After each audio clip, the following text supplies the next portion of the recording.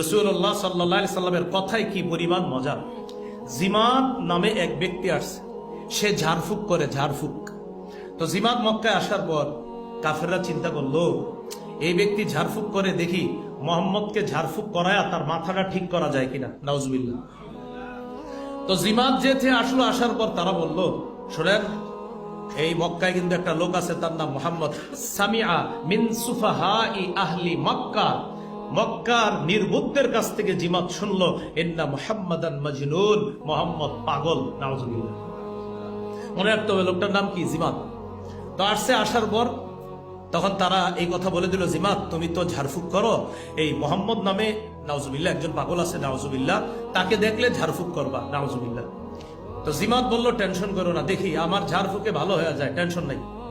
একদিন লাকিয়াহু মুহাম্মদ সাল্লাল্লাহু আলাইহি সাল্লাম, নবীজির সাথে সাক্ষাৎ হয়ে গেছে। সাক্ষাৎ হওয়ার পর নবীজির